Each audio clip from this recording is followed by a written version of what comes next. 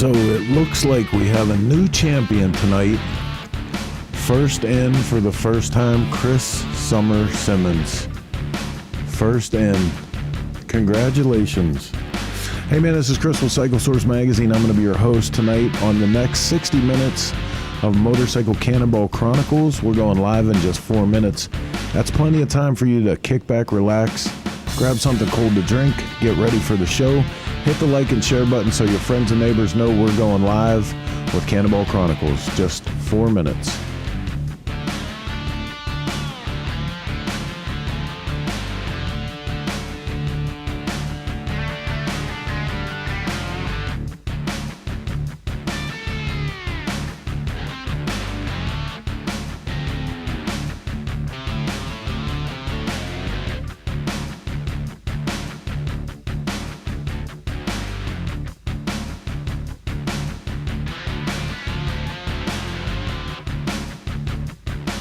So many familiar names popping up. Bruno Coppola, good to see you. Keith Cardell, number 30 in the house. Scott Stefano, hey now. Let's see who else. Steve Henderson. Rich Kozo, you're late.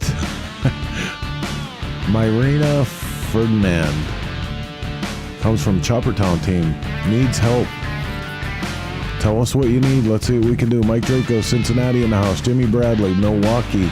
Todd Cameron, number 199. Can I get an amen? You sure can. Can I get an amen?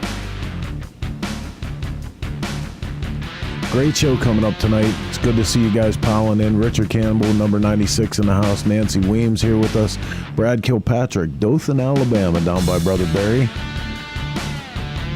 Walter Benarski, Hump Day in New Jersey. It's Hump Day everywhere. It's time for Motorcycle Cannonball Chronicles. Barry and Vivian and Dog Molly were in this. That's absolutely right. Draco says he was first in the feed. You know, I'll have to go back and play the tape, but I have Chris Summer Simmons on my board so far. I don't know. There's a discrepancy. Instant replay. Marty, let's go to the tape. Norman Spivey. Hey, guys. Shout out to Barry and Vivian. Candy, what's up? Good to see you. Cam Edwards in the house. Bronwyn Frost. Okay, this is going to be interesting. If you love old bikes and the guys and gals that race them across the country, you're going to love this show. Motorcycle Cannonball Chronicles. We go live with this every Wednesday at 9 p.m. Eastern, and it's just one of the many shows we offer from the Source Media Group. You can check out Coast to Coast on Tuesdays with Chris Simmons and Michael Lichter. On Thursday, we have Torque for the performance-minded folk. And on Sundays, our flagship show, Shop Talk, where we go over everything motorcycle. Some news, some entertainment, all the bullshit we can fit, as we like to say. Scott Stefano says he thinks his alerts are being tampered with. Another damn conspiracy. All right, guys, we're down to 43 seconds. The time is going so fast. That means I'm going to have to say goodbye to you for tonight and turn you over to the hosts. But it's been great talking with you for a minute. Good to see everybody here. Let's get ready to go live with this week's Motorcycle Cannonball Chronicles. Here we go.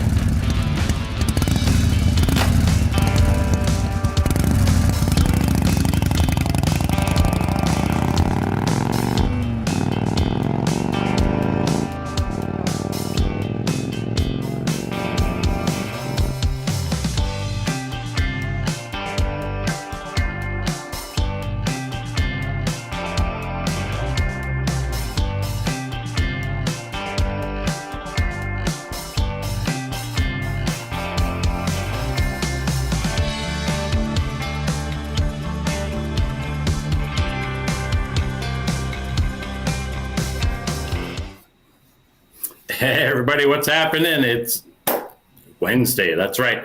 Another episode of Cannonball Chronicles. I am Jason Sims, along with my co-host tonight, Robbie Nussbaum. We are going to bring you 60 minutes of cannonball stories and adventures. Not just cannonball. we're also including the chasing on this now, which is super cool. So tonight's guest is John Stoner from Colorado. He was just recently on the last cross-country chase. So here after a little bit, we'll get with him. And I know that we'll get some good stories and adventures out of him. I know a little bit of the backstory and what happened. And yeah, it's going to be a good one. So make sure you guys tune in, stay with us, go get a drink if you have to. You're not going to want to miss an interview that's coming up. Anyway, we have been gone here for a couple weeks, just getting back into it after getting back from the chase. And we're here and we're ready to do another live show. So let me bring in my cohort, Mr. Robbie Nussbaum from Boonton. How's everybody doing? Everybody's good. How are you doing, buddy? I'm doing good. It's like just finally got back to normal here after winding down from the chase, coming off that high, which is like most of you guys out there tuning in that have done one of these events. It takes you a week or two just to kind of get back to normal and come off that high. I just called the FBI, by the way, to stake out Mike Draco's house because he's got a T1 line or something out there. Coming in first all the time. Chris Simmons says she was first. The feed shows different, but Chris Cowan says that Chris Simmons was first. So I don't know. I don't know how we get to the bottom of this, but Mike, don't walk out of your house. You're going to get arrested. Hey, so you know what? Just finally getting back into things and getting settled down. And once you know it, I got to leave in like a day to go to Sturgis. So I'll be up in Sturgis for the next few weeks, doing some stuff up there and doing some commitments. At the marvelous Glencoe campground, right? You bet. Yeah, you bet. Sturgis is coming. Yes. And, Can I get an amen? I'll be home about a week Amen. And get packed up and ready to head to Cannonball. So it doesn't look like I get any days off now until October, which is what it is. Well, you're a busy man, Jason. What can I tell you? Yeah. We got a lot of stuff going on. So just this nothing. last week, I got all the merch out, put it online. Today, we actually discounted all the 2021 cross-country chase merch on the website. So if you go out there, you can see that we've discounted a lot of stuff. We actually got a few new things in stock this week. As you can see there, the new cross-country chase hoodies and zip-ups. They are super high quality. We've actually been waiting since January to get these things in. They finally just showed up last week, so we got them online. And these are very, very limited quantities. So if you're interested in getting one of these, make sure you get on and get them because they will go fast. And like I said, once they're gone, and we'll move on to Looks like something great new. quality. Yeah. So we did I know a lot of the guys got a lot of the striped racing jersey, and they love the quality of those things. The zip up and the hoodie are 10 times better than what the jersey is. So quality is awesome. So What's the link? The link. so you can go to the motorcyclechase.com and just hit the shop button and it'll take you right there to right where you need to go. So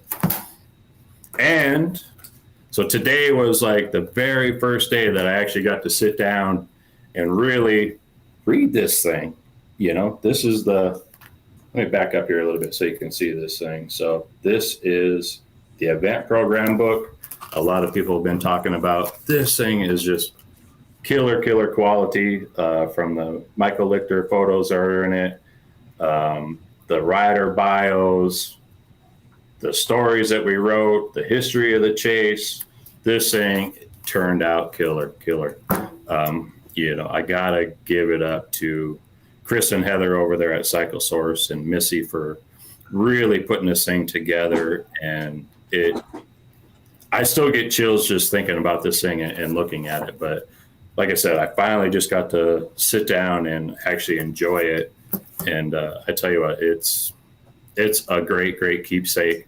I can see this being on people's end tables for a long time. So make sure you get them picked up. Those are also limited edition and limited quantities, and you don't want to miss out.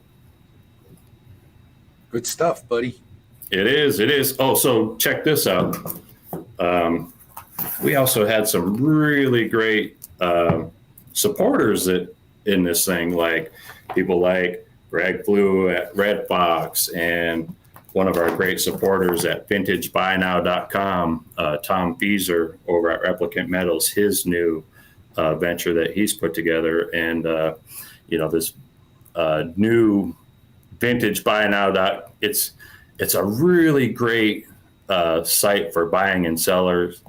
Nothing is like, it's not like eBay where you got to put in all this information and they take care of your money. It's all done by peer and by seller. So, basically you can get on the site, buy some spots for it, put your products up there, and have a market to sell them on. And it's really great. So I suggest you guys check it out. It's one of my new favorite sites to check out. It has cost me a little bit of money because there's some great parts on there. So make sure you check it out. You will be glad that you did. Tom does nice stuff, from the parts to this, putting this whole thing together is pretty cool. It is. I had, when it first came out, I was really on it, and I almost just kind of forgot about it. And now that I've been reinvigorated with it, I'm on this thing like daily, just checking out to see who's putting new parts on there, see if I can find some VL parts.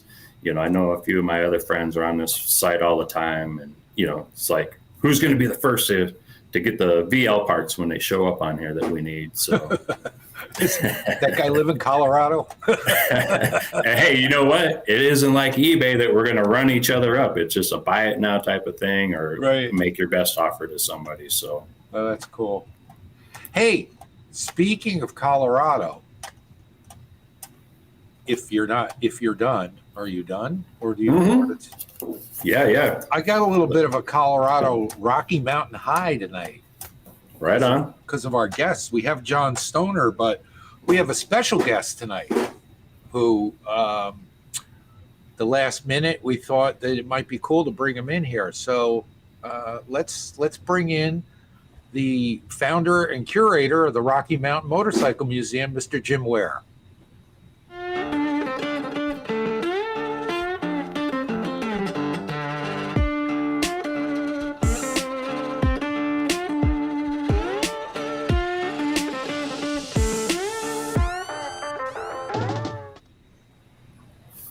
Hey, Jim, what's happening? What's happening, Jason? The chairman of the board. How you doing, Jim? How you doing, Rob? How you doing? What's happening in How Booton? you doing? What's happening in Booton? Yeah, same old shit. Let me tell you. Same old shit. We're busy. Now don't bother me. Leave me alone. Good. Forget about it. I know retro cycle's slamming this time of year. Oh my God, the chase has got us backed in. The Cannonball's got us backed into a corner, baby. We're working hard. So tell me there's some exciting news this past week out in Colorado Springs. Tell me what's going on, bud. Well, we Thursday, we finally got the museum open in its new location right downtown. And the response has been, nothing short of amazing. And the coolest thing about this is that, the Rocky Mountain Motorcycle Museum is a nonprofit. We, have always had free admission. And the mission of the museum is educational, and it is to expose as many people as possible to antique motorcycles and the history, and which is why we've always had free admission. We want everybody to be able to come in, and not just people that are seeking out the museum. Now, having said that, we've been connected to a chopper shop or a Harley dealer all of our 29 years of existence. Now, moving downtown and being part of an eatery, what we are seeing is droves of people coming in that are not biker people, that would not go in a Harley dealership probably, except maybe to buy a t-shirt as a gift, but they're coming in the museum and they're just blown away. Downtown is a big tourist area, and so you've got all the foodie people coming in to check out the new eatery, and we've just had huge response. I walked in there this morning. There had to be 30 people in the museum. There's never been 30 people at one time in the museum. The donation boxes are, the donation boxes are doing real well. We have some sample t-shirts out there. We're going to have our 100% American made Motorcycle Museum shirts available probably next week, but we got some samples out there, and I got stopped no less than 5 times by people, and these are not motorcycle people. Do you work here? We want to buy a t-shirt. So it's really beyond expectation, and we're very blessed that the Guadagnolis, who are antique motorcycle people and restaurateurs and bar owners, and we've known them for 30 years, and we've had lots of conversations over the years about trying to do some kind of cooperative deal with the museum, finally came together. And after being closed for the last 6 months, we're just really, really happy with the result. And so, we want to all the cannonballers and everybody watching. If you come through Colorado, if you're going to Sturgis, coming back, whatever, stop in and see us. We think you'll really like what you see. It is worlds beyond anything we've seen with the museum in the last 3 decades. Jim, I got to laugh because the lady asked, or the people asked you if you worked there. Your response should have been, "Where have you been the last 3 months?" Jim has been working his ass off. Yeah. So I happen to have the good fortune of being on the board of directors with Jim, and he's been sending the board pictures of the progress. And I got to tell you, moving out of the old place was no simple task, but what he's done here is just short of amazing. No, it's been fun to watch the transformation of it, and the stuff that they have been posting. It's fun to watch that type of thing. Yeah, well, it's really re-energized us. I mean, having any business, and this, Rob, having any business for decades, you can get complacent, and we've always had some really nice bikes, and we've always had some really nice stuff, but this has given us the opportunity to really, we've redone all the signage for the bikes, redone all the photo captions, reframed all the photos, reorganized stuff, and as far as the move goes, I got to give props to Stoner, who's going to be a guest on here in a few minutes. Him and the British Motorcycle Association of Colorado, they showed up, and in one day we moved about 50 motorcycles. And I let those guys handle all of the British and European and Asian stuff. And we had a line, and being downtown, it's not easy to navigate. So we've got a line of vehicles coming in down the alley. We're offloading bikes, pushing them in the freight elevator, taking them up to the museum. And these guys were invaluable. They saved me weeks of work hauling 4 bikes at a time in our trailer. And the BMAC here has always been super active, super supportive, and really a great group of guys. Oh, it's really cool. Hey, you sent us a video. Let's take a look at that. It's a short clip, right?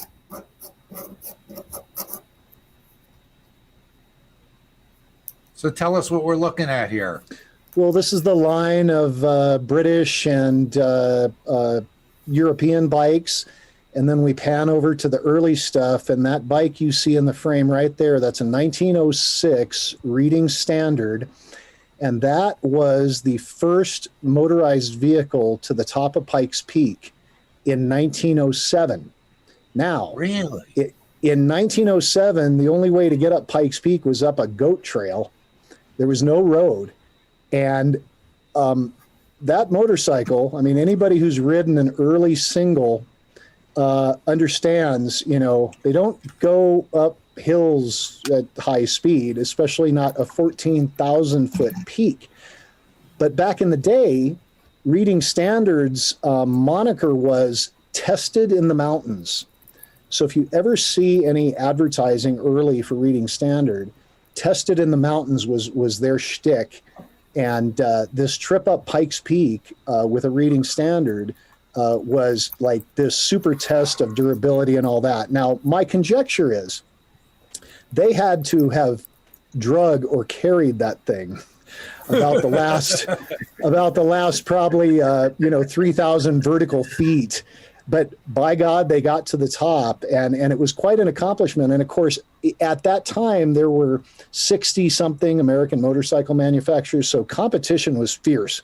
And this is how Reading Standard did. But we're really blessed to have that machine in the museum, and that's one of the restaurant owner Sam Guadagnoli's machines.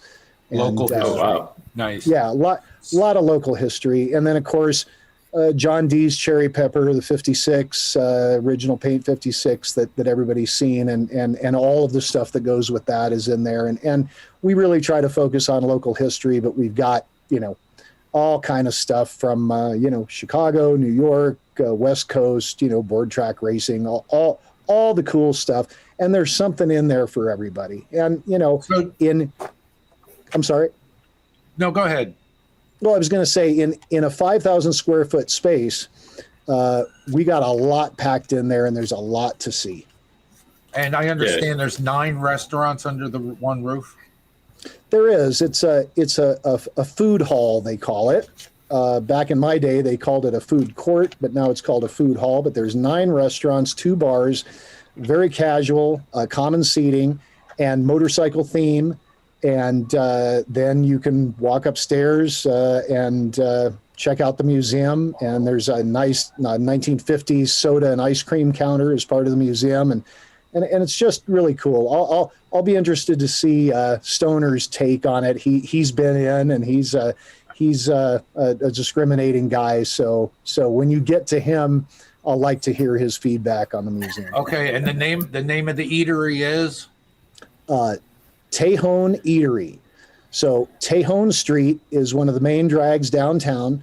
The museum is located at 19 North Tejon. Now, if you're from Jersey, it's pronounced T-John. But the actual pronunciation is Tejon. Since you brought that up, it's called Reading Standard, not Reading Standard. Okay, that's how we say it out here. So get it right. Okay, and we'll get a cheesesteak when we're done. Yeah. It's a Reading Standard, not a Reading Standard. All right. You Tejon, you. I read it. I didn't read it. Damn it. In the words of Doc Holliday, I stand corrected. So people on their way to or coming back from Sturgis, you would recommend this as a stop, not just to get contributions. Oh shit! Yeah. What do you think? Absolutely. Yeah, absolutely. Okay. I mean, shoot, you can stop and eat and see motorcycles. What's better than that? Right? Well, and free admission. Oh, maybe if they had a bar in there. They do. 2 bars. Oh, what? 2 bars. Yeah. This sounds like heaven to me. They just raised the bar, baby. Yeah. And nice big bars too. It really is a cool place. Friendly people, and you can't beat. And if you don't like the museum, we will double your admission fee back to you. Make sure to like and mash and throw some money in the box while you're there. Buy a T-shirt. Yeah. Yeah, it's No, yeah. You got to make sure you support places like this, and I'm excited to see a place like this. It's a little untraditional, with the whole eatery and part of the bar thing. And it's free admission. Hopefully to bring some awareness to what we have a passion in. Yeah. Very Absolutely. cool. Hey, Like I said, being connected to a dealership, you got the biker people and you got the people that would come seek it out. But now it's a whole new group of people coming in the museum. And you know what? If we get one youngster see those old bikes and something clicks in his head and we can get him interested, then it's a home run. Yeah, absolutely. Absolutely. So we're going to have to, once you're open a little bit and you get everything going, I want to do a whole show dedicated to, just a museum. And it's something that we come there and do a live show from now that, somewhat of the world is just starting to get back to normal and people are traveling and being on the road. So. Absolutely. Yeah. We'd love that. all right, Jim, I want to thank you for coming on, and I'll catch up with you in Reading, Pennsylvania. Hey, Rob, Jason, we really appreciate the support. And like I said, I'll be interested in what John Stoner has to say. He can be the critic. We'll have to ask him. Chris Simmons says you have 2 bars. That's great, because now she can drink 2 beers. Well, we'll have her drink upstairs first, so that then she's closer to get her back to her vehicle on the downstairs part. Yeah. All right. Hey, Jim, thanks again for coming in tonight. Hopefully you guys out there on your way to and from Sturgis, stop in. Even if you're not going to Sturgis, if you're in the Colorado Springs area, check out the Rocky Mountain Motorcycle Museum. Hey, Robbie, what do you say? Let's take a quick break, Hold on get a second. regrouped a little bit, and bring our guest in. All right. Yep. Let's do that. All right.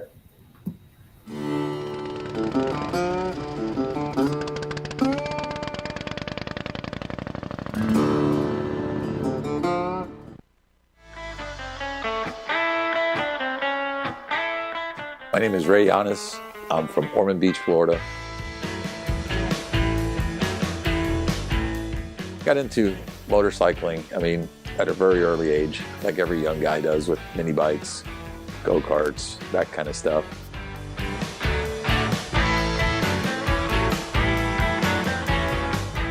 I got a frame for a mini bike. I strapped that thing. It had no brakes. All my shoes had holes. And I grew up with Warren and Billy Lane. When I moved from New Jersey, I moved to Miami. Billy's a little bit younger than Warren and I. They've been cool since day one, man. I can't lie. My parents, they came from Cuba. My dad moved to New York City in 1959, right when Castro took over. I joined the Navy 1986, and my chief had a Harley Davidson there, and he had an old FLH, and he would ride this thing in his uniform every day. Had a 67 Sportster with a Magneto. Don't recommend it. My first Harley was 1989. I've never been without a Harley since.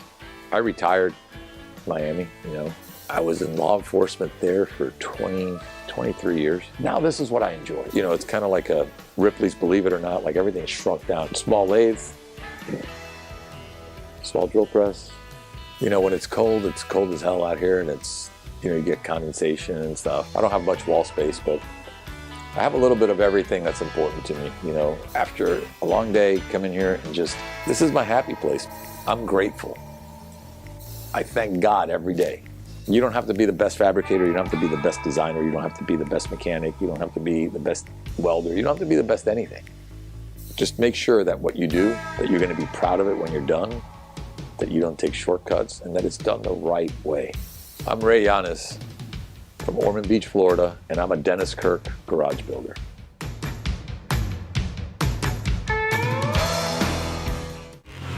Everything we do at the track shapes what we build for the street and the dirt. You can see how bad these guys want it. The race to the line. For us, racing is not for the trophies or the glory. We compete because it makes everything we do faster, more durable, and tested to a higher standard. For S&S, racing is the ultimate in proven performance, and we've been proving it since 1958.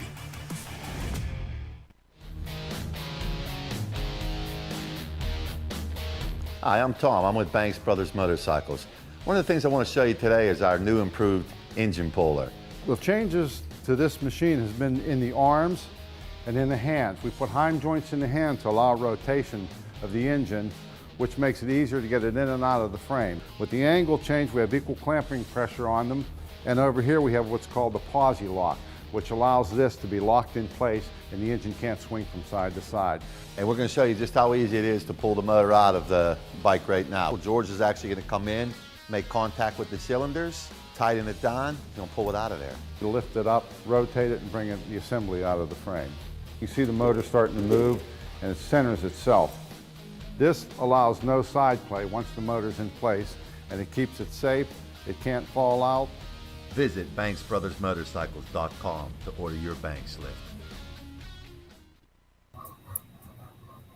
Hey, so thanks for sticking with us through this quick little break.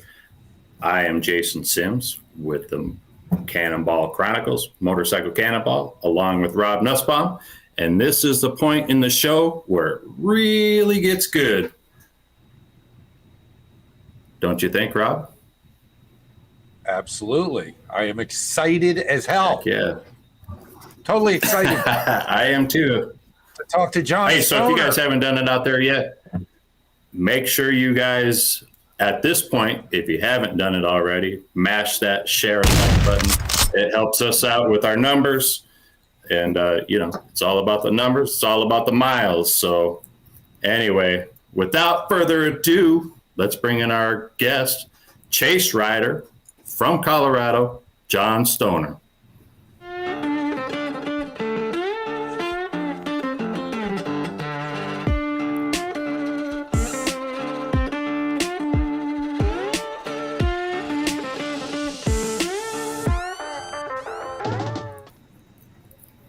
Hey, John, what's happening? Hey, not much. How are you? Hope y'all are doing Good, well. doing real good. John, how's it going, buddy? Good? Doing well, Rob. Good to see you Always again. good to see you Been a out there while, in Jersey. So we have a lot to get through tonight because you are a man of many stories, many talents, and I think it's going to be good for these people out here to get to know John Stoner from Colorado a little bit. So let's just jump right into it and start with John Stoner, the regular man, not behind the motorcycle.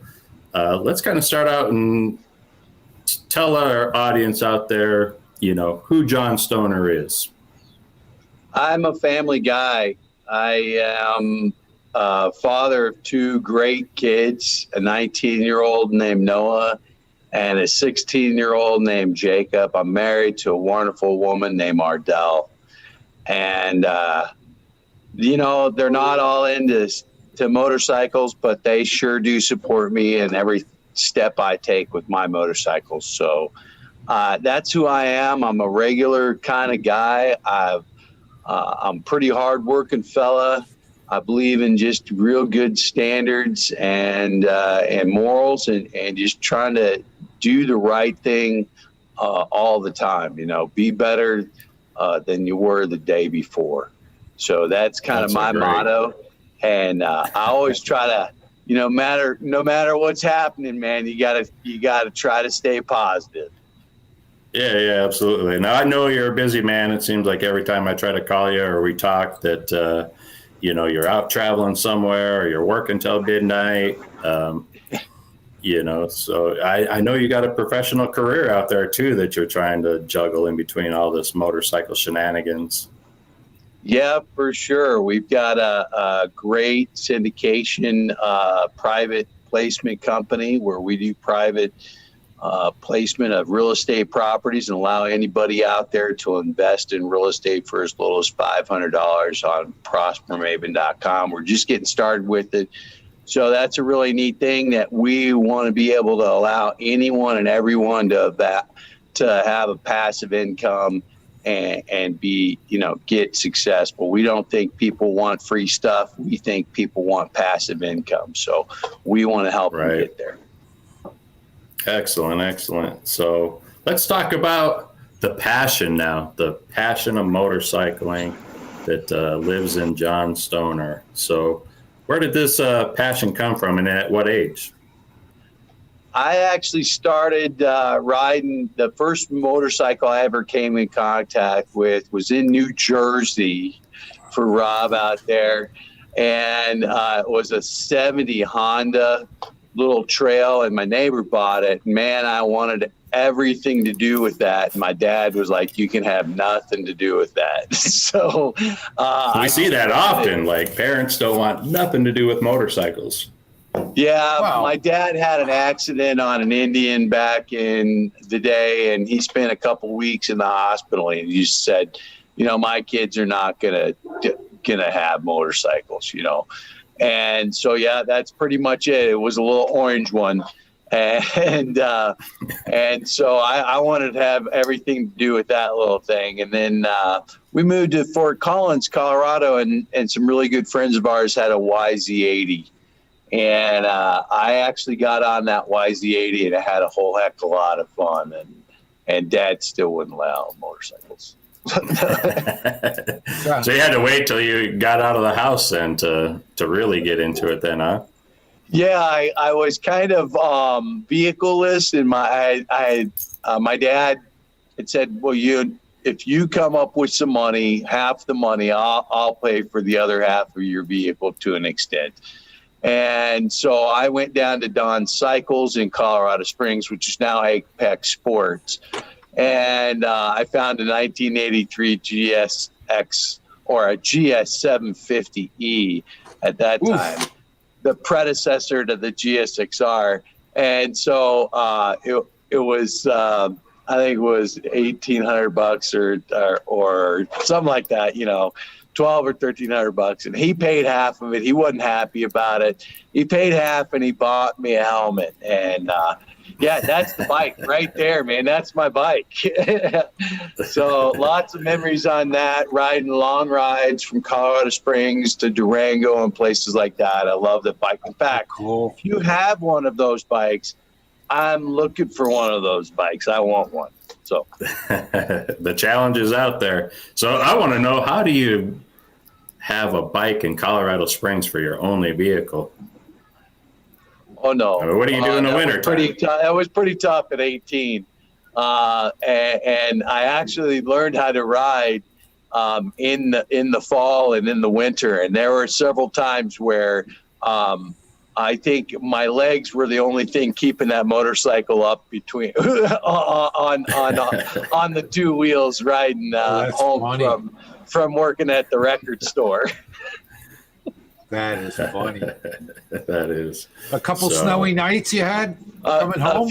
A few snowy nights. Wow. Yeah. So, yeah, riding in the rain isn't too much anymore. Right. Yeah, right. After that.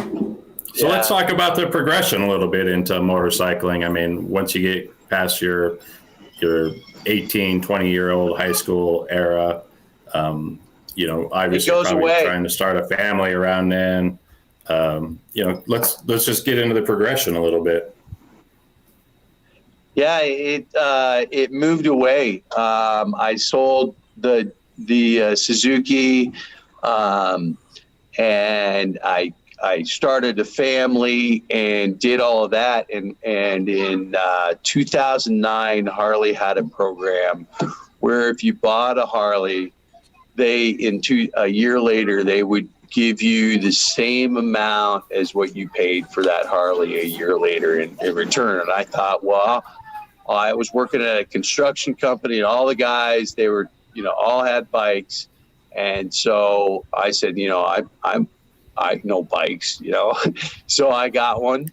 And then a year later, I traded it in, and I have a 2010 Harley Road King Classic, and I still have that bike. I ride it all the time. It's a beautiful bike.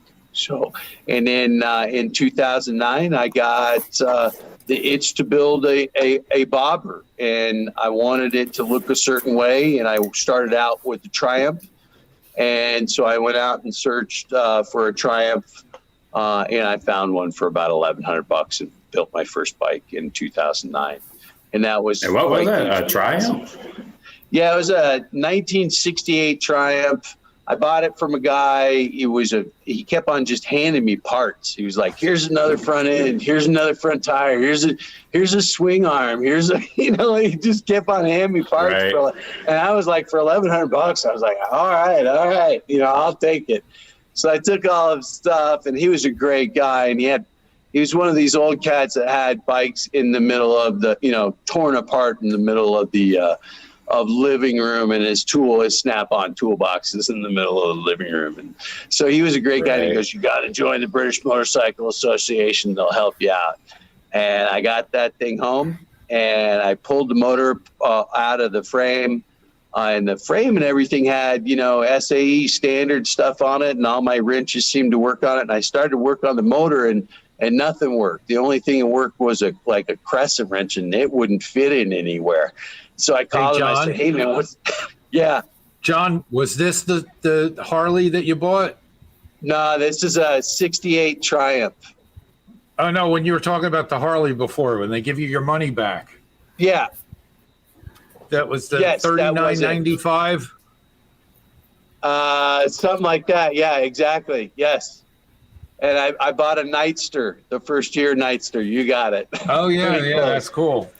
Yep, pretty damn close. Sorry, you mentioned that, and I had the postcards. No, somebody absolutely. Postcards, so I had to go grab it. Let's get back on that Triumph, because gets back on the Triumph. Sorry. Well, the Triumph. So I bought it. None of my wrenches seemed to work. My metrics didn't work. My standards didn't work, because I told you got to go down to the British Motorcycle Association. And so I had gone on Craigslist and wanted a set of pipes for this Triumph. And the people were like, well, can you meet us at this restaurant? The British Motorcycle Association is having this meeting. So I'm driving down, and there's all these guys with these bikes and these trucks, and everybody's got a British Motorcycle Association sticker. So I joined. I get there, and Ed Kretz Jr. is actually in the dang room. Right? Like legend. The Iron Man. Right? Like Ed Kretz Jr.'s in the room, and I'm like, what? And they're giving him this honorary thing, and I was like, this is amazing. And everybody was so nice, just like on the chase. And they just, people took me under their wing. They said, you got to get a set of Whitworth wrenches. And it's been on ever since then. I built my bobber. I never realized how hard it was going to be to build a bobber. Man, if you're going to build a bobber, get a lathe. Right. Or get a good friend that has a lathe. Yeah.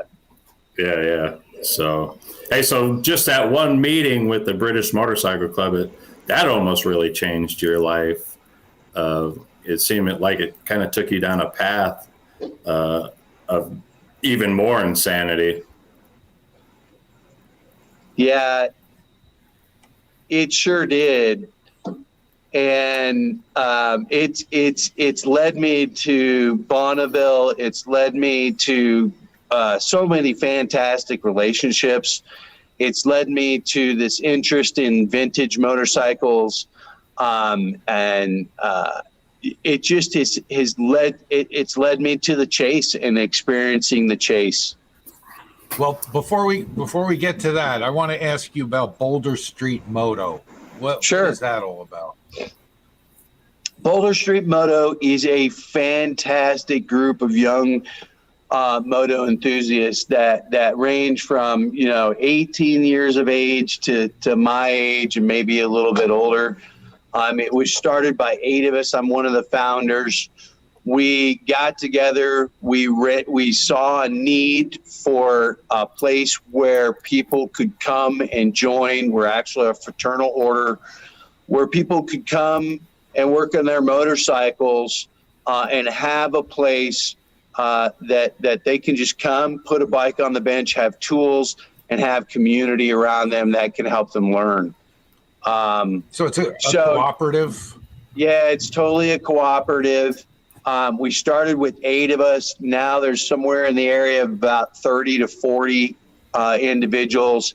It's $60 a month, and you have 24-hour access to the garage We have a couple of lifts that you can pull your bike in and do daily work, oil change, maybe make a new brake cable, something like that. Then we have a long-term bench that you can sign up for and do, a complete motor rebuild and stuff like that. And you have older guys that, have a lot of experience, and then you have a younger crew that doesn't have a lot of experience. It's really metric based to start out with, and there's not a lot of stuff over older than 1970.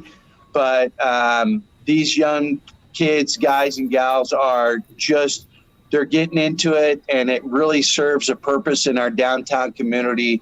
And it's really close to the museum downtown, and it really allows individuals to come and have a place to work on bikes and learn and experience stuff. Great place to start.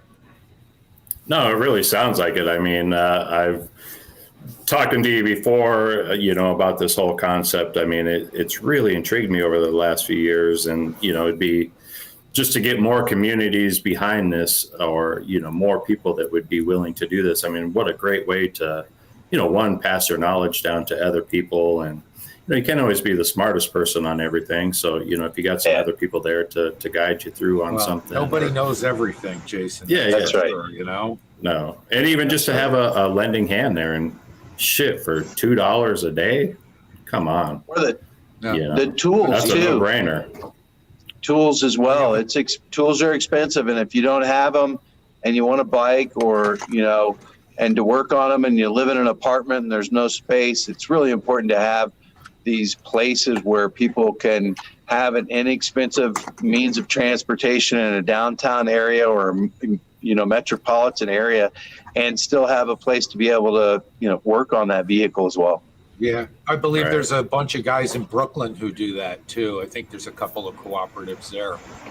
Great idea. Great idea. So, hey, let's just let you guys know if you like that kind of stuff, there's a fantastic place called GarageTime.com, and they list all kinds of shops all across the United States where you can rent a lift for a couple hours, or all different places. Great. Hey, so before we get into the chase and, your journey this year on that event, I want to just touch a little bit on kind of your involvement in Bonneville, because that's coming up this next week, and I think we should touch on it here a little bit. Sure. What would you like to know? I love it. I love all things. How'd you get started with Bonneville? British Motorcycle Association. Man, I'm telling you, they led me down a path that has become a sickness of motorcycles, and oil in the blood and blood in the oil, and vice versa. It is ingrained in my being to be around motorcycles. Bonneville got introduced to it by a gentleman from British Motorcycle Association. There were several people that were involved in Bonneville and had set records, and it intrigued me. And they brought me again these and I want to talk about this a little bit. Is I'm in this transitional phase. I feel I'm 52. I'm in this transitional phase. I used to be the young guy, and now I've moved into kind of the older guy to bring the young guys along. And these older guys said, "Hey, let's do this." And a guy by the name of George Knoxtime got me started, and he and I built the bike in 4 months. Everybody said, don't expect to set a record. We built a bike in 4 months, and we set a record. And that was 2012, and I've been going strong with that ever since. The reason that I get emotional about this is George is such an incredible person, and the British Motorcycle Association has led me to this point in my life that allows me to share this with other people. All these young guys are from Boulder Street Moto. And I've been able to share, this stuff with them because of that. And it's my turn to be the steward and bring the young guys along. That's great. Very cool. Really great. So what was that? What was the first bike that you built? For Bonneville, it was a 1971 SL 175, and we set records in the modified partial streamline, blown fuel, blown gas, and modified blown fuel classes over a couple of years with that bike. And yep, that's a neat little bike. I call it Salt Flat Sally. It's not here in the garage. It's over in the storage unit, but it is my first experience with the salt. My kids and my wife and my whole family experienced it with me, and it just stuck. It was very much like the camaraderie that you find in the Cannonball and the Chase group of people. I hear that a lot. Me personally, I've never got the chance to experience Bonneville. It's always, one of those things that coincides with Sturgis. So, I've never had that chance. And, it's one of the things that I do want to do. It weighs real heavy on me for just wanting to go out and be part of it. I mean, I don't really have the want to maybe ride it, but just to be on a crew, to experience, the same thing. Come out the camaraderie, anytime. We'll set you up. It's got to be in the fall sometime. Right. Well, October they have World Finals, so you can come out for that. It's usually the first week in October. It gets rained out a lot, but we still have fun. Yeah, absolutely. And that's what it's about. I mean, to me it is. I'd rather be out there just hanging out with some buddies and getting the knowledge of some of that stuff. Like I said, I don't have much desire to go fast unless it was like on a little Z50 or something like that. I think that'd be kind of cool to get on a little tiddler and yeah, records for my top speed would be 47.8. Hey, the guy that I got started that actually I was like, oh my gosh, that guy set a Bonneville record. I was thinking, Bert Moreau, 200 miles an hour. He's like 34 miles an hour. But that's what he does. He sets records almost every single year. He runs these little bikes and he makes them go, they're not fast, but he makes them go as fast as they can, and he has a good time doing it, and that's what it's all about. And he's got the record. That's right. For now.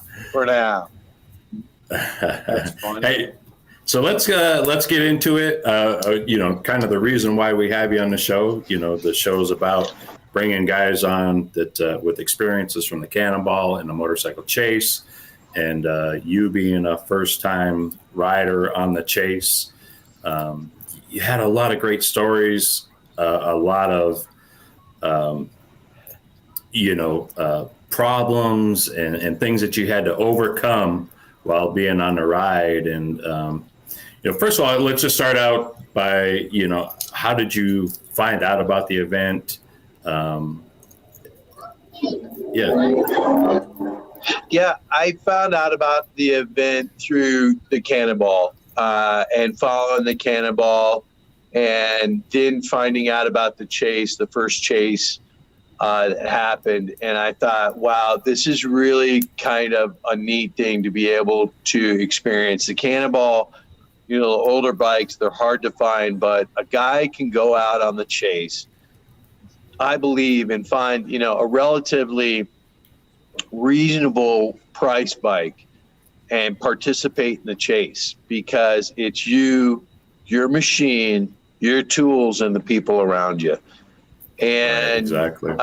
And that's the coolest thing about the chase. And so I got involved via the Cannonball, and knowing a few people in the Cannonball and being around that experience in 2014 and 2016 as they came through Colorado, and knowing a few of the Cannonball riders like Cole and just a bunch of different people, and Tom Banks and a bunch of different riders out there. And I thought, well, I want to experience that. And I love working and wrenching on bikes. I do it on the salt all the time. So doing it in the parking lot's really kind of a no-brainer. And, I know a lot of guys, as I was working on my bike and things were like, man, that guy's really working on his bike. And I'm like, try doing this on the salt. And that's all I kept on thinking in the back of my head was, just thank goodness I'm not on the salt, Right. So that experience led me to submitting my application and wanting to participate in it. Now, you originally started out with a different bike than what you actually brought. What's the story behind that? I was out on a shakedown run.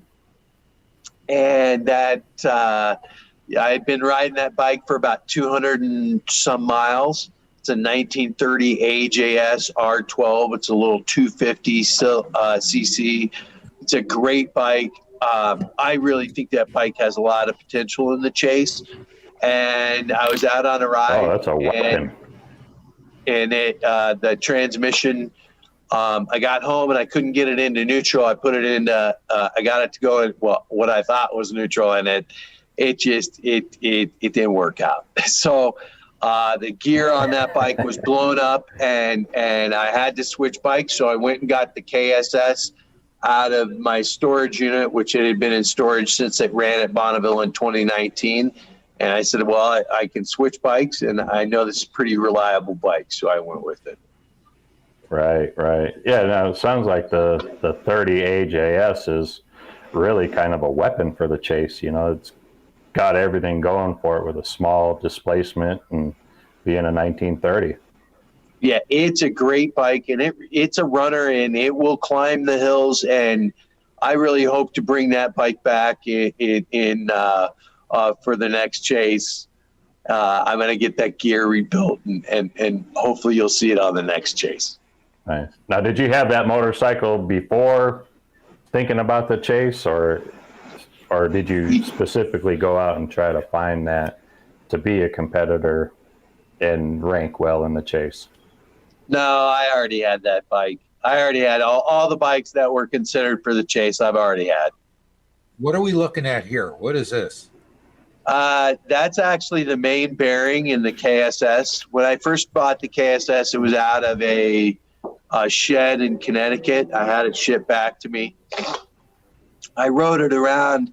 As I was riding it one day, we were out on a ride, and I heard this loud pop, and then there was no compression after it. And this is a shim that sits between between the bearing and the boss on the main journal. And that shim disintegrated, and a piece of that shim went through and went into the lower bevel gears of the KSS, and it caught in the bevel gears, and the bevel gears exploded. That was the picture that he had shown before. What do you suppose caused that?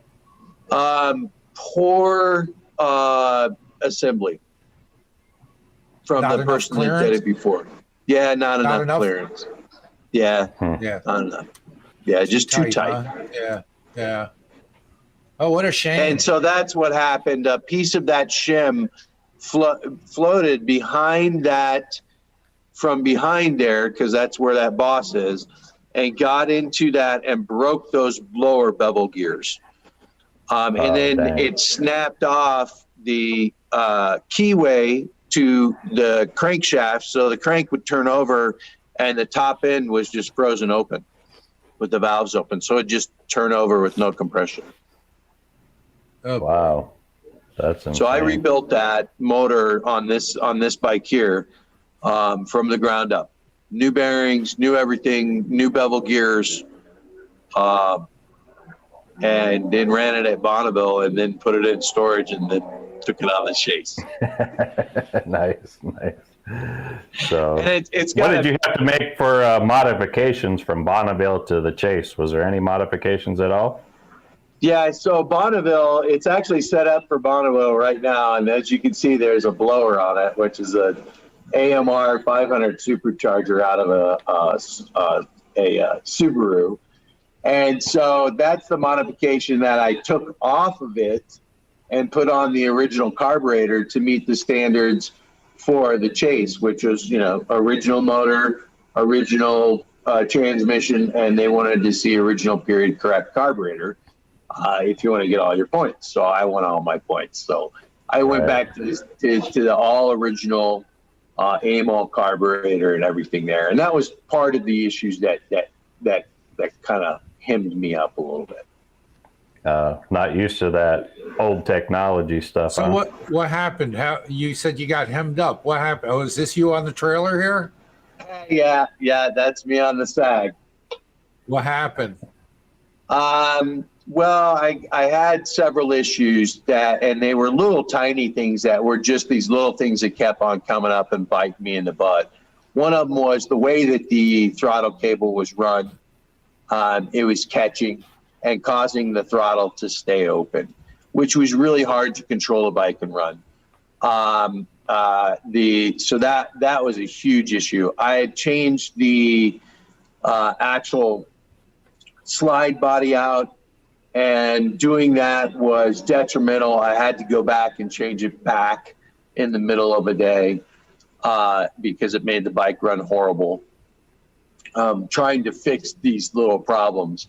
And they were just little ancillary things that kept on coming up that if I had more time prior to not just a week and a half of pulling this out of storage, right. If I had a little bit more time to do some shakedown runs, I think these little tiny things would have not have troubled me. And the big thing that really, kind of DNF'd me at the end, I would have been able to handle a little bit better. Right.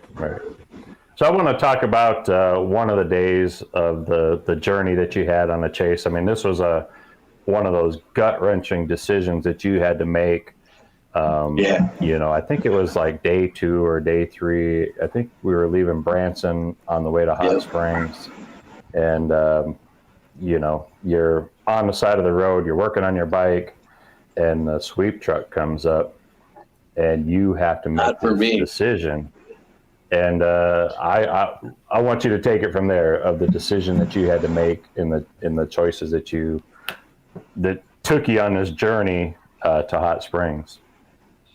Well, I am on the side of the road, and I have the chain guard off. I've got the chain off. I've got the drive sprocket off of the transmission, and Ryan Allen pulls up on his bike, and Morgan and Jeff are not too far behind in the Chase vehicle, and he says, we got to put you on the Chase. And I'm like, we got to put you on the wagon, and I'm like, no, man, I'm good.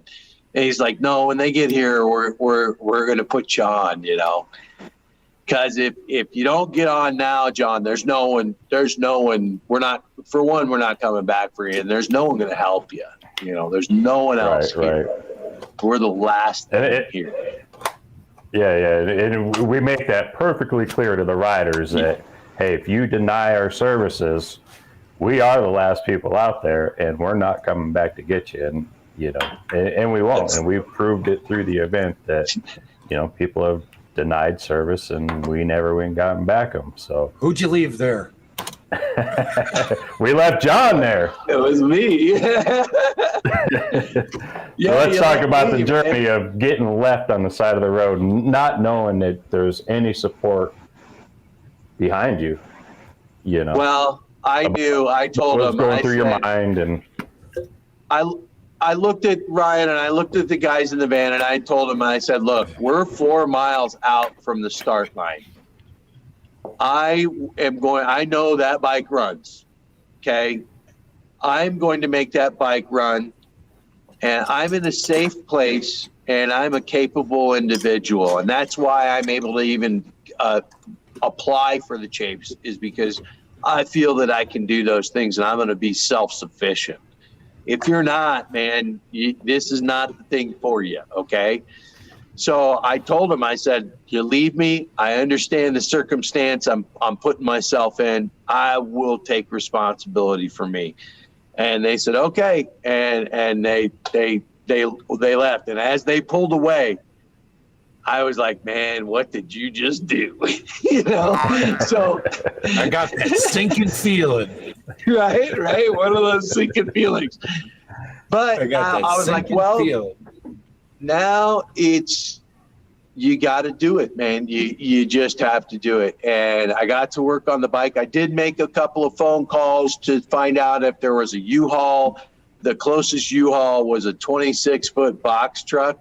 And I was like, okay, me and my little tiny KSS, I don't think so. And the next closest U-Haul was 50 miles away. So I had to make it at least 50 miles, wherever that was. I didn't even know.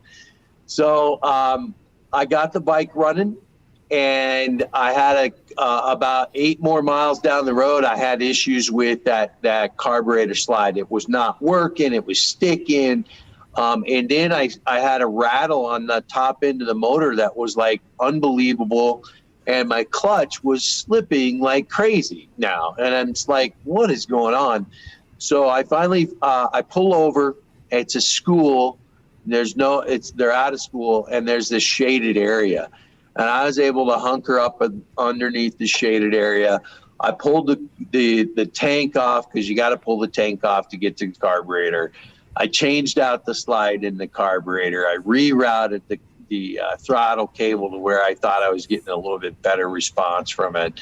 My adjuster nut on the exhaust rocker had come loose, and I went from about 10 thousandths to about a 1/4 inch clearance. And so that was clanking around. So I fixed that. I just kept on, working on the clutch, and just really, kept on at it until it was ready to rock and roll. And I got it all together, and I was able to get back on the road. And that, by the time I followed the map, I got to the ferry, which was awesome, by the way. So cool. You enter Arkansas, and no sooner are you in Arkansas than there's this like, oh, there's a ferry, and the ferry's all the way across Bull Shoals. So I look at the sign, and it's like ferry comes every 40 minutes. I'm like, oh my gosh, no way. So I was just like getting a text from you, and I think it's at like 4 o'clock in the afternoon, and it's, and I'm like, oh, I just missed the ferry. I should be there not too long, and I'm thinking to myself, like, dude, if you just miss the ferry, it's going to be at least another 40 minutes to an hour or something before it gets back. And it's 4 o'clock, so by the time you get to the other end, it's going to be 5:30. Hey, you got 200 miles to go, buddy. You ain't going to make it back in time. And I just remember you kind of keeping me abreast of what was happening and, your timeline. And I was like, dude, you're going to be sleeping in the dark out there somewhere. That's about right. I got to the other side of the ferry about 5:30. And the bike started up, and it seemed like I was following a rainstorm, because the road had this nice, it was every once in a while it was a little wet. The steam was coming off. It was nice and cool. And the roads, by the way, Jason, your crew, I have got to give props to your crew and John. The roads in Missouri and Arkansas were just amazing to ride and beautiful. And the turns were cambered, and the scenery was amazing. Just amazing. And so I rode, and I got to the lunch stop about 9:30. And that's when I texted you. I said, hey, I'm at Sonic, I'm at the lunch stop, I'm eating, and you were like, are you going to ride through the night? And I was like, heck yeah, I got good lights, man. I'm riding through the night. I'll see you in the morning. And even with Lucas Electrics, huh? yeah, I was actually running. I have these really awesome lights. They're called Urban Motion. They're 500 lumens per light. I have 4 of them. There's 2,000 lumens coming out of the front of the bike. It's pretty bright. So I headed out, and that last 80 miles took me about 3 hours. I went about 30 miles an hour. It rained on me. It was dark. It was amazing. And it was the best. It was the most amazing experience I had. I only got 1 mile. If you look at the statistics on the charts and everything on the side, I only got 1 mile for that day, but I made every single mile. And that was the only goal was, dang it, but I'm going to make this bike go every single mile. And that was a long day. You came away with a memory, a super memory. An experience beyond really cool. Yeah. And I think, what did you get back at, like 1:30 at the hotel that morning? Yeah, I pulled in at 1 o'clock, right almost at the dot, 1 o'clock in the morning. And Chris Dixon was in the garage, and he goes, "Hey, man, you just coming in from the bar?" And I was like, "No, I'm just getting in from the ride." And he was like, "Oh, you're the guy." You're the guy. Yeah. You are. You're the man. You're the man. So I know I got to give my props because Barry had just left the garage after rebuilding that top end and the broken springs. So I'm one tiny little chapter in this book called The 2021 Chase. And my story is just a tiny chapter in all the amazing stories out there. No, it really is. It really is. So it's one of the better ones. I mean, it's Very something cool. that a lot of these guys would remember, and I'm sure something that you'll remember, for the rest of your life, and tell your grandkids about it, and hopefully your great grandkids, and hopefully they don't get crazy enough to a lot drive more themselves. of these experiences with y'all doing the chase. It's an amazing experience to get out there on the road with your bike. It's your machine, the knowledge, being able to, keep the knowledge from the day before, being able to know knowledge about all kinds of motorcycles and ladies and history, and then getting the miles in on these old machines, and the camaraderie of all the people is just amazing. It is a life-changing experience. It is. It is. It really is. I usually kind of, we're getting a little pressed for time here. There's usually a few things that we like to end the show with. One is like, what's your best memory? Well, obviously, I'm sure we just heard that. So, which is, an amazing story. I know there's a few other ones that, I wish we had some time to get into, but really, I want to kind of end on the note with you that, of what's in the future. I mean, what can we see from John Stoner? I mean, what's a future chase hold for you, or what do you got going on personally that we might see from you over the next year? Well, first off, we're headed out on August 4th to set some more records on Bonneville with the Velocet as well as the 1958 Triumph that's sitting back here. Got some guys coming out actually from the chase that I met at the chase. Have invited them to come out and experience the salt and what goes on out there. So we had that going on this year. I am hopefully, we'll see tentatively, going to crew for someone on the Cannonball possibly, which is going to be awesome to experience that firsthand. And, we're just striving with my personal business to help people and let people know that you don't have to be wealthy to get passive income. you can get started today in that at prospermaven.com.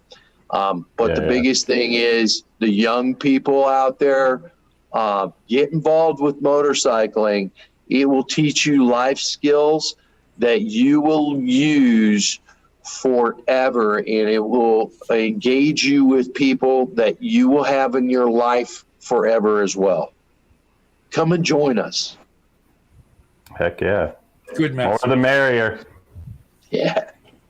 Thanks, guys. This has been great. Appreciate you. Yeah. Hey, I want to thank you for coming on the show tonight. Like I said, I wish we had a little bit more time with you. Maybe we'll get to catch back up with you on the Cannonball on one of our nightly or morning shows that we have every day during the Cannonball. So yeah, thanks. Good luck in Bonneville, and let me know how everything goes. Yeah, we'll do it, and God bless everybody. And if you're on the couch, get off the couch and get on a vintage motorcycle. There you go. Good luck out Bonneville, John. Thanks for coming on.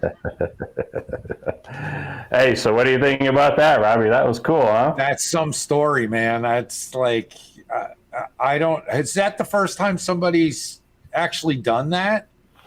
I would say to that degree, we have seen that on the Cannonball. I know Doug Feinsod has a similar story of that. I know a few other people on the Cannonball. Well, they actually hid, right? Doug and his guys actually hid from the sweep. They do. And it's something, it's not something that we recommend, and we very, very discourage it. But, there's just certain times that you can't talk these people out of anything, and they're going to be determined as what it's about. It's getting all the miles, it's making the miles, and when you have to get in that sweep truck, that kind of brings you down, that you don't get to make those miles and experience the stuff that the people did do that got all the miles, so it's tough. Like I said, we don't recommend it. We don't condone it. But like I said, it's just one of those things that it happens. And luckily this story turned out good and will be a lifetime of memories for Stoner. Yeah. Well, it's good to see you again, buddy. Yeah. Excited. It's been a while since and then we're going to be taking an actual show. We're going to be taking a couple weeks off now. For during Sturgis. So, I guess we'll be back later in August at some point. Yeah. I'm sure you'll see some stuff from us on Sturgis while we're there. There's a few antique and vintage things that we'll try to go live with while we're there and get to talk to some people. And get to see some good machines. Yeah, so if Chris Cowan doesn't mind coming in and give us a little update about what's going on. I know Torque is going to have a launch party out in Sturgis. The Torque magazine is actually coming out pretty soon. Maybe. So that'll be pretty cool. So it'll be a launch. Well, we were supposed to be off the show like 37 minutes ago, so they could. No, but listen, so they can finish the magazine. So for your show, I want to invite everyone on Monday at the Iron Horse, right in the middle of town, right on Lozelle. They do this fantastic vintage days, and it's a celebration of vintage motorcycles, but also to pay homage to the people who are card-carrying members of the AMCA. You ride your bike in there just for being on a vintage antique motorcycle. You get premium parking right inside the joint, so you ride right in. It's a celebration of old bikes. There's AMCA-type events or bike games that we hold. There's also AMCA-type awards for the, oldest rider, the most intelligent, I think they call it, and a whole bunch of stuff like that. But if you're a card carrying AMCA member, you get lunch on the house, and that's just our way to say, Sturgis is historic by nature. It deserves to have a place that there's a foundation for old motorcycles, for vintage and antique motorcycles. So please come out for that. The Iron Horse people are so nice to put that on. Check it out. You forgot the most important thing about that day. What's that? I said bike games. I said bike games, yeah. But listen, you did. I wasn't listening. Dang it. Let's reinforce them because I can't imagine you weren't listening, Jason. Are you buying something on Feezer's website?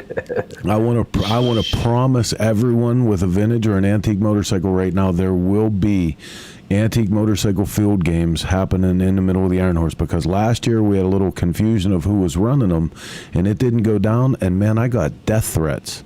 Like, people were not happy. We did some impromptu stuff at the end, and who was victorious in the slow race? That's right. Yeah. My man.